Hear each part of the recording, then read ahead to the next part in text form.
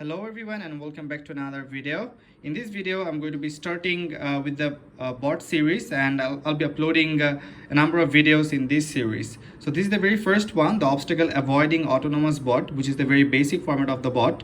So as usual, initially I'm going to be describing the components that I've used here and the way that my project works, that my bot works. So I believe that you have a very clear view of my entire structure. So this is my entire structure. As you can see, I have used a two-wheel drive chassis. As you can see, there are two rear wheels. These are two of my main wheels that will run through two gear motors. However, my right motor as well, my right wheel is a bit problematic, so it runs a bit slower. So it happens that the bot tends to move to the right. But as I don't have any spare wheels or spare motors available to me right now, there is nothing much I can do about it. And then I would like to start from the very front to describe the components. So first of all, I have used the ultrasonic sensor in order to measure the distance of an object from the very front of the bot. And the ultrasonic sensor has a servo motor attached with it. The servo motor will to the left and measure the distance of an object from the ultrasonic sensor situated at right or at the left. And then you can see that there is a cluster wheel at the very front. And it is not powered. It is not powered by any kind of motors. The two motors are powered. The two rear motors are only powered. The front one is not powered. It's a cluster wheel, as you can see. Then as the microcontroller, I have used the Arduino board as usual, as you can see over here. And then there is a breadboard, small breadboard, as you can see, because there are so many wires in here. There are so many components, so many sensors. They share a common ground, and they have to be powered from a common source in some of the cases. So there is no alternate other than using a breadboard. But instead of that, you can also join the common wires. But as I have to upgrade the version of the bot, I think it was a good option for me to use the breadboard. And behind that, I have the L298N motor driver, which will be driving the forward, the backward, the right and the left movement of my motors attached with the chassis, as you can see. So these two pins are used in order to bias the motor driver, and these two pins will drive my left motor, and these two pins are going to drive my right motor. Now let me describe what is at the bottom of my bot. So at the bottom, you can see wires are a bit messy over here. So at the bottom, as you can see, I have used two power cases. Each of the power cases consists of two batteries, and each batteries will provide a voltage of around 3.7 volts. So one of the battery cases will be used in order to power my Arduino board, and the other case will be used in order to power the motor driver so that it can drive both of the motors of my bot. Well, you can also use a single power supply, but as you use a single power supply, as the motor driver is driven with a certain amount of power, it happens that it interrupts the supply of the microcontroller.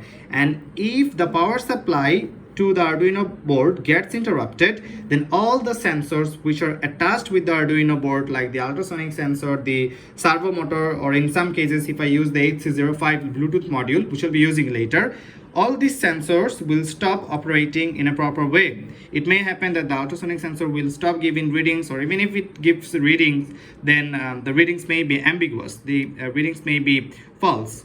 So in order to ensure the proper operation of the microcontroller as well all the sensors attached with the microcontroller, it is very important to power the microcontroller with the one power supply, and then power the motor driver with another power supply. In that case, the smooth operation of the bot will be ensured.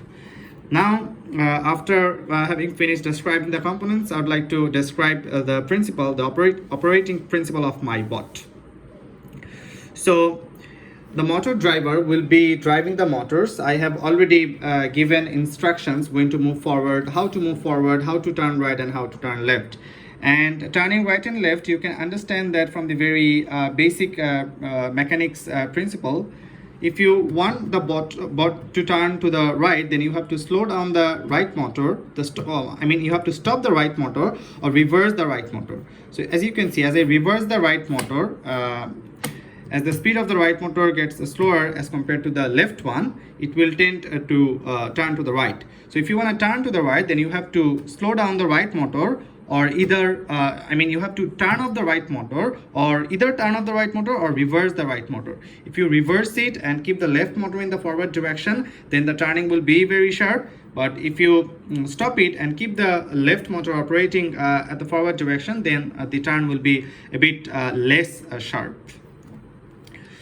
So the same principle is applicable if you want to turn to the left.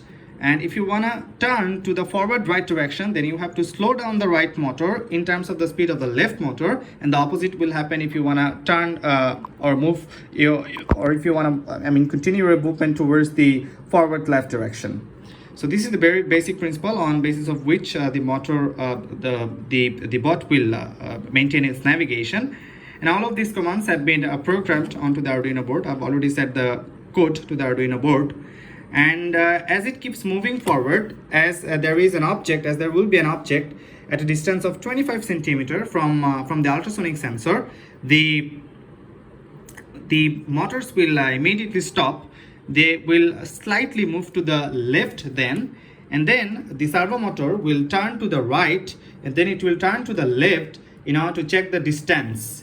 So if the right distance is shorter than the left distance, then the bot will turn to the right. Otherwise it will turn to the left.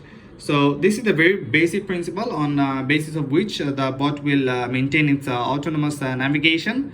So I think I'm done with the operation principle and description of the components that I've used here. So at next, I would like to dive into the demonstration directly. So I'll be reaching my rooftop in order to describe the operation, the real-time operation of the bot. And I'll be uploading the code very shortly using this cable. So stay tuned for the next part. Thank you. The demonstration of the obstacle avoiding autonomous bot right now, and I've come to my rooftop. As you can see, there is plenty of free space so that I can show the demonstration clearly. And I'm at my rooftop right now. So I'm going to dive directly into the demonstration on how the bot will navigate. So I'll be powering my motor driver, and soon after the Arduino board has already been powered. So as I power my motor driver, the bot should start its autonomous navigation. So it's moving right now, and as it finds an object at a distance of around 25 centimeters, it stops immediately. And my right motor runs a bit slower, as I have already mentioned. So the bot tends to turn to the right slowly. As soon as it finds an object, it stops and then again checks the distance on the right and on the left, and continues its navigation following the shortest distance, I should say. And the right motor, as it's not running smoothly, it's really been very problematic for me, because the bot tends to move to the right slowly. So I could have shown the proper operation maybe with another motor, but right now I don't have any motors available to me. Well, this place is a bit higher as compared to the other places, so the bot fails to recognize the proper distance, which is 25 centimeters, which is already set to the code. I mean, the edges or the walls are a bit higher as compared to the basement of my rooftop, which is partially greater than 25 centimeters. So it fails to be detected by the bot, by the ultrasonic sensors. So that's all for now. Stay tuned for the next one. Bye for now.